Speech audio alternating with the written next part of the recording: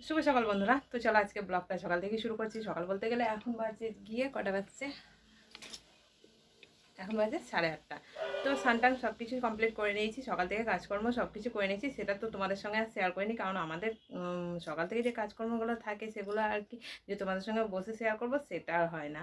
তো এদিকে মানে উঠেছি যে সকাল 6:30টার সময়। তাও আর কি মা ডেকে দেয়, কারণ মা আরও সকালে ওঠে। তো মা ডেকে দেওয়ার পর তো তারপরে দেখো উঠে তারপরে ছেলেকে স্কুলে পাঠিয়েছি। তো তারপরে চাটা সকলকে খাইয়ে দেয়, মানে সকলকে বলতে গেলে আমার বরে।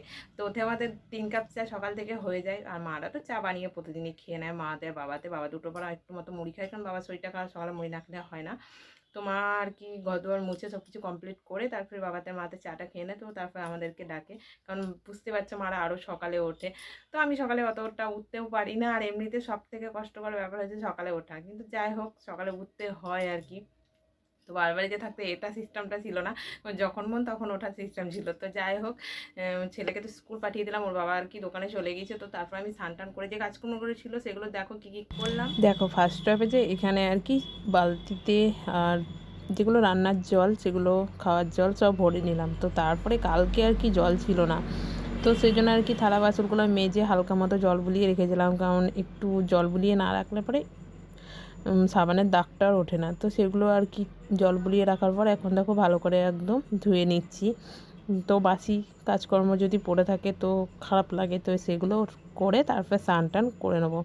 তো এদিকে সার্ফ দেওয়াও কিছু আছে আর কি, মানে কালকের আর কি সব কিছু জামা কাপড় বাসি, আর ওর বাবা তো ছেড়ে দোকানে যায়, আর ছেলেও ছেড়েছে। তো সব কিছু মানে বাসি কাপড় জামা যেগুলো আছে তো সেগুলো একটু মতো এখনকার দিনে সার্ফেন আছে বলে একটু ভালো লাগে না। তো এখন গরমের একটা সেই জন্যে তো প্রতিদিনই আমার সার্ফ দেওয়া থাকে, এমনিতে পার ডে আর কি সার্ফটা দিতেই হবে, সার্ফ না দিলে কেউই পড়বে না। তো জল কাজ করি না, প্রতিদিনই একটু মতো সার্ফগুলো কেচে দিই। তো তারপরে দেখো এখানে মানে সার্ফে ডুবিয়ে রাখার পর এখানে চলে এসেছি আজকে মুড়ি খাবার বানাতে। তো পার ডে তো ওইসব কাজগুলো সেরে নেওয়ার পর তারপরে মুড়ি খাবার।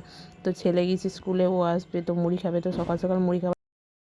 চলো এবার যাবো রান্নাঘরে, তো রান্না কাজকর্ম যেগুলো আছে সেগুলো সেরে নেবো। আর এমনিতে কী বলতো, আমি রুমের ভেতরে ব্লগ স্টার্ট করি তো এখানেই বন্ধ করি, কারণ আমাদের রাস্তার ধারেই তো বাড়ি, তো প্রচণ্ড গাড়ি ঘোড়া যায়। তো এতটা শব্দ কি বলবো, সেই জন্য দরজা কপাট সব কিছু লাগানো আছে। দেখো এই যে তোমরা আমার মানে কথা বাদ দিয়েও মানে গাড়ির শব্দটা বেশি ভালো শুনতে পাবে। তো সেই জন্য সব কিছুই আর কি বন্ধ করেছি। তো এখন সকাল টাইমে একটু মতো গাড়ি ঘোড়া মানে গাড়ির শব্দটা বেশি ওঠে, তো তারপরে আর কি দুপুর টাইমে সেটা ওঠে না। তো আমার ব্লকে অনেক কিছুই আর কি গাড়ির শব্দ থাকবে অনেকটা জায়গাতে। তো যখনও হয়েছি তখন মাঝে মাঝে কোনো সময় গাড়ি বাদ নেই আর কি। তো সেই জন্যই আর কি আমি আর কি মানে কপাট জানলা সব কিছু লাগিয়ে তারপরে আমি আর কি ব্লগ শুরু করি। তো বাইরে কি করে শুরু করবো বলো, তো তোমরা তো আমার কথা শুনতেই পাবে না। তো সেই জন্য আমি ভয়েস দিই, যে বাইরে কাজকর্মগুলো করি সেগুলো সবই ভয়েস দিই, কারণ এই প্রবলেমের জন্য আর কি। তো চলো রান্নাঘরে যাই, কী কী রান্না হবে সেটা দেখে। আর এদিকে ভাত বসিয়ে দিয়েছি, মা তো সন্ধ্যা ধূপ দিতে গেছে। তো আমি স্নান যখন করেছি, স্নান করে একদম একটু মতো তুলসী গাছে জলটা দিয়ে তারপরে ভাতটা বসিয়ে দিই। তো ভাতটা হতে তারপরে সকলকে মুড়ি দিতে মানে যে ভাত হয়ে যাবে সকাল সকাল সেটা নেই, 8:30 থেকে ভাত বসালে আমার হতে সেই 12টাই হয়। কারণ এত সকালে চাপাই কেন কী বলো তো, মানে মাঝে মাঝে যেমন থাকে চা বানানো, তখন একটু মতো তারপরে মুড়ি খাওয়া, এগুলো তো বন্ধ থাকে না। তো এই আস্তে আস্তে আস্তে সারাদিনই রান্নাটা হয় আর কি। আর একটা তরকারিতে না, অনেকগুলো সবজি রান্না হয়। তো তোমরা আমার ডেলি ব্লগ ভিডিও যারা দেখো তারা নিশ্চয়ই জানতে পারবে সবজি রান্না হবে সেটা। দেখো আজকে সবজিটা আর কি বের করি। তো তেমন কিছু তো নেই সবজি। তো এই যে লাল ডাঁটা আছে, 2 দিন আগেকার একদিন করেছিলাম। তো এই কদিন আর কি পুজো টুজো ছিল বলে এগুলো খেতে হয় না, তো চলো এটা বার করে নিই। আর এখানে পটল আছে, তো পটলটা আজকে হবে না, কালকে বানিয়েছিলাম পটল। এগুলো আমরা, আর এখানে লেবু, পাতি লেবু একটা, লেবু চল এই যে, আর টকটা ভরা আছে। তো চলো ডাঁটাটাই আজকে ফার্স্ট টাইম রান্না করি, মাটা এখন নেই। তো আমি ডাঁটাটাই আর কি এখন বানাই, কারণ মা আসুক তার মানে সন্ধ্যা দুধ দিয়ে।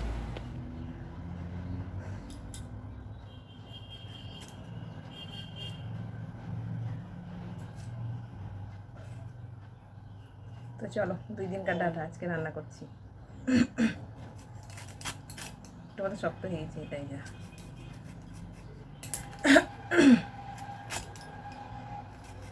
কথা বলতে বলতে একদম অবস্থা খারাপ।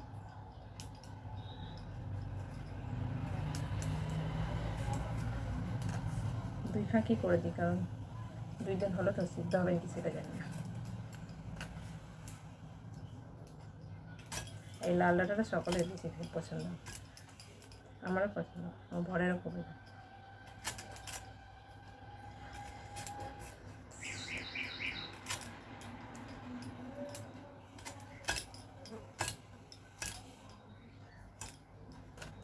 চলে এসেছি স্কুল থেকে, তো ওর জন্য আর কি কড়াই ঠান্ডা করতে দিলাম। আর এখানে ওর বাবা মা মানে আমাদের আর কি সকলের জন্য গরম গরম কী খাবে বলো, মুড়ি খাবার তো খেতেই হবে না।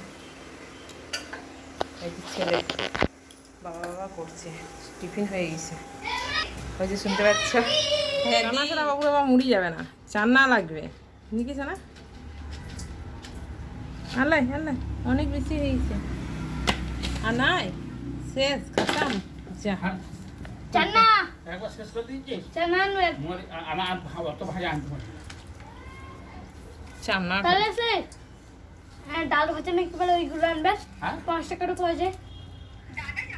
এতগুলো মুড়ি থেকে গেল, দেখ সকাল থেকে 1 নম্বর থেকে শুরু করো।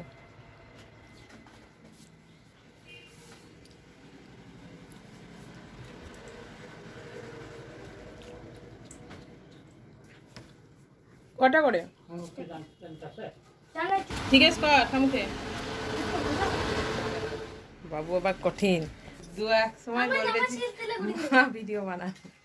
তো চলো ও স্কুল যাবে, মুড়ি খাওয়া তো অল্প কিছুটা খেলাম, তারপরে আর কি স্কুল যাবে। মুরগি তো বেশি খায় না, এই দুটো মতো, তো অল্প কিছুটা খেয়ে আর কি স্কুল যাওয়ার লাগে বেশি তার আগে। তো চলো ওকে স্কুল পাঠিয়ে তোর বাবাদিকে দাদুদিকে সকলকে মুড়ি দিয়ে দিই। ওই যে দরজার বাইরে খিচুড়ি করছে, খিচুড়ি করছে না কি তা চকলেট চুরি করছে। তো দেখো সকাল থেকে এখন ওষুধ খাওয়ার নিয়ম একটা শুরু হয়েছে আমার প্রতিদিন, কারণ আমার বলে না আমার ছেলেরও দুজনারই, তো দুজনের আর কিছু ওষুধ খাওয়ার নিয়ম আছে। তো আমি তো সকালেরটা ভুলে গেছি, তো এখন তো অনেকটাই বেজে গেছে, 9:30 মতো বোধহয় হয়েছে।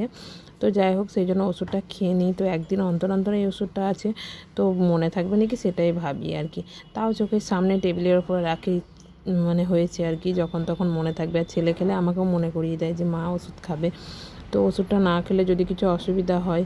তো যাই হোক ওষুধ খেয়ে নিই, কারণ তো দেখো এই ওষুধটা 20 ফোঁটা মতো মানে একদিন অন্তর অন্তর খেতে বলেছে, তো সেই জন্য আর কি একদিন অন্তর প্রতিদিন হলে একটা আলাদা ব্যাপার থাকে।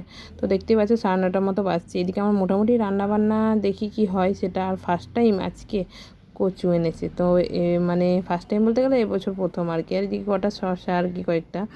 তো চলো আজকে কচুর টক বানাবো, তো তোমাদেরকে একটা সিস্টেম আজকে শিখিয়ে দিই, কারণ কীভাবে গ্যাস বাঁচাই আমি সেটা দেখো।